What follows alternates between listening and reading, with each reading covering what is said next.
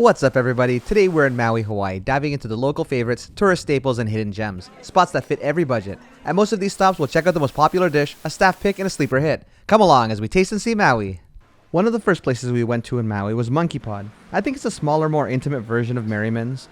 There was live music, which is a really nice touch. It was still early in the lunch day, so it wasn't too busy, though it gradually filled up while we were there.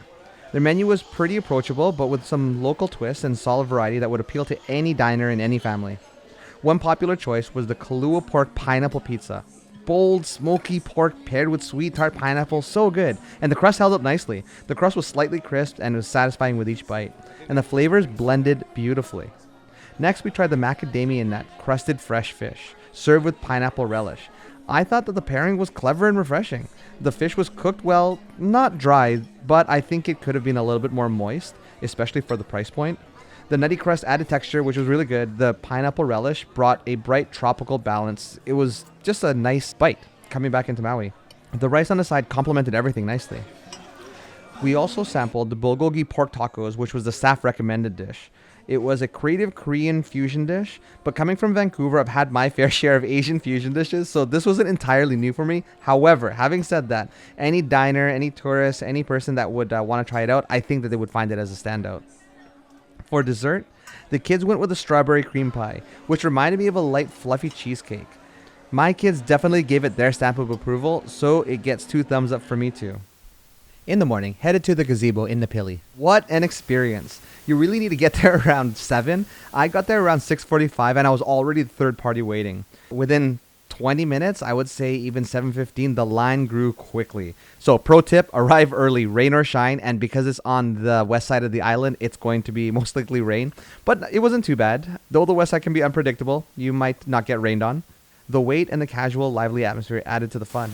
I'm kind of biased though. I love the experience. I love when you have to wait for things and that nice, eager anticipation of something that's going to be great. I used to line up for all like the Star Wars movies when they were coming out. Waited hours. It was always worth the wait. And Gazebo, it's more of the experience that you can experience with family and just something fun to do. I was still seated right by the window. It was good. It was an undercovered area, and even though that there was some light rain, it was still super duper comfortable. The staff were friendly, and the food came out quickly. I was seated around 7:45, and the food came out like 10-15 minutes later. I got the breakfast combo. The popular dishes were the macadamia nut pancake and the banana pancake, but there's this special combo where you can get both. And when it came out, it was fluffy, it was hot, it was fresh off the griddle. You could tell because the whipped cream and the butter, it was still melting and bubbling. It was just so good. The macadamias gave it a nice crunch, and the coconut syrup added a nice, rich tropical twist. And I do have to say, the pancakes were delicious. The staff recommended the fried rice plate. This particular staff member ordered this to take home every time after her shift, so I definitely had to try it out. It's comfort food with local flair, super tasty and satisfying.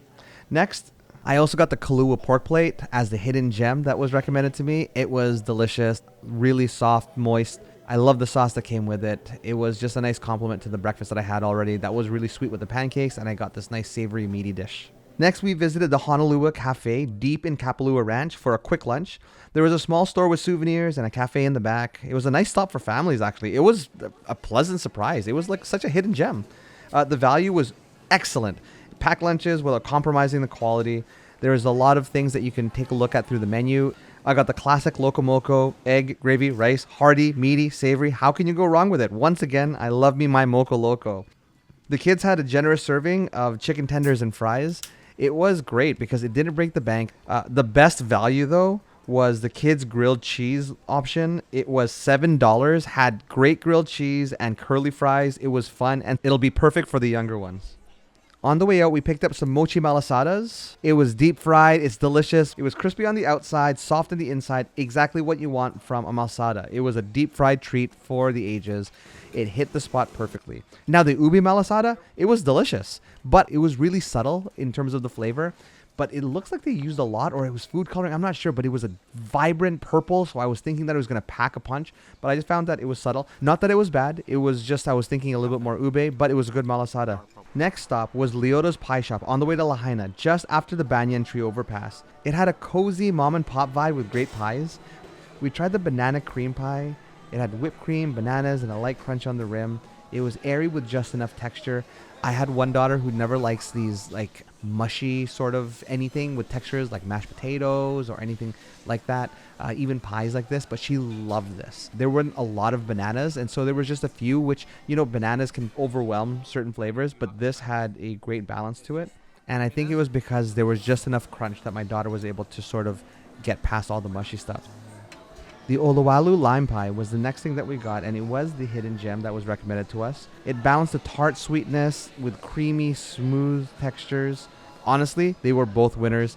I would stop by Leoda's once again, and be careful on the map because it comes by really quick off that bend. Every time I go to Maui, I'm going to always stop by Leoda's. It was a great find. I'd recommend it to anyone. You definitely should try it out. For a more upscale evening, we returned to Merriman's in Kapalua. The view was stunning, sunset over the beach, and the vibe was relaxed and so refined. Staff were top tier and recommended some of the best dishes I've ever tasted. The dish that was recommended to us without any hesitation was the house-made cavatelli pasta. I was skeptical at first because I've tried my share of really great pasta, but I gotta tell you, I was blown away. And I don't know what it was. The textures were just so good, melts in your mouth, and it just blew me away. I did not expect that. I was so surprised. I also had the smoked taro hummus with crisp veggies and sweet potato chips. The hummus was smoky, the textures of the veggie and the sweet potato chips were crunchy. It was perfect for sharing. A variety of crunch with every bite, and every single bite was an adventure. It was great to share and just talk and look over the view and see the sunset along with the ocean. For my main, I ordered a duo plate, which was a half order of 2 entrees. I got the macadamia nut crusted mahi-mahi and wok charred ahi. The ahi had beautiful Maillard char and rich with fish flavor. I liked it because the texture really offset with the mahi-mahi, because the ahi was nice and thick. It had substance to every bite. And then the mahi-mahi was just so flaky, buttery. It was just so good. This version was far better cooked than the one that I had earlier at Monkeypod. Dessert was incredible. There was a little showmanship when they were pouring the salted caramel. Yeah, it was dramatic, but man, it lived up to the hype. Pineapple macadamia nut bread pudding with salted caramel and Tahitian vanilla ice cream. Crunchy bread soaking in the velvety ice cream. Salty sweet harmony. Every bite was a little adventure. Easily one of the best bread puddings I've ever had. Man, it was so delicious. Please do order one if you go over here. Last but not least, on the way to the airport, we stopped over at Tin Roof. It was a casual spot which I really loved, but it was top-notch flavor at a great price. Highly recommend this place if you're looking for a bang for your buck, for value, but also wanting to taste exquisite flavor profiles and also food that doesn't skimp on excellence. The most popular dish recommended was the mochiko chicken. It's chicken thighs marinated in ginger sake shoyu. It had a rice flour batter, and I think they fried it twice to get that nice deep fried crunch, served with miso sauce and a gochujang aioli. It was a total win. I can see why this dish is the most popular dish here. It was so flavorful. Definitely go try it out. And then we asked what the staff would recommend, and it was the chopped steak plate, and we got that. It was comforting. It was home style. It wasn't over the top. It was just great flavor with every bite. It felt homey. It was really comforting. The hidden gem recommended was the Simeon noodles. It's Hawaii's version of noodle soup. The broth was separate, so when we added it, it was piping hot, and it allows for the noodles not to get soggy, and it was really good, so I recommend eating it right away. The Simeon noodles were nice and firm. The egg was runny, and we added that in, so I recommend adding it in the egg so that you sort of mix it all together. It was just delicious. Overall, we really enjoyed our Maui trip. The food, the ambiance, and the little surprises along the way made it memorable. Okay, now I gotta pick a winner. I have to be honest, the popular dish, there's a 3-way tie between really good dishes: the banana cream pie from Leoda's, the mochiko chicken from Tin Roof, and also the pancakes from the Gazebo. Oh man, it's so difficult, but I do have to say Tin Roof's mochiko chicken wins it just because of the textures. I love the noodles. I love the taste of the chicken. I think it was just a standout. Everything was well balanced. I would go back for that.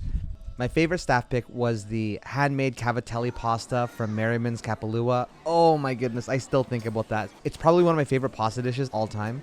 It was such a great surprise to have such great pasta right there. The sleeper hit was the Simeon noodles. It was such a great hidden gem, and I would love to taste it again. It was delicious. Everything was balanced. Would love, love, love to have it again. Out of all these dishes that I've enjoyed, I do have to say I would come back for that handmade pasta. Man, it was so good. Well, thanks for coming along this adventure with me. Taste and see what's good. I am out. Blessings and peace, everyone.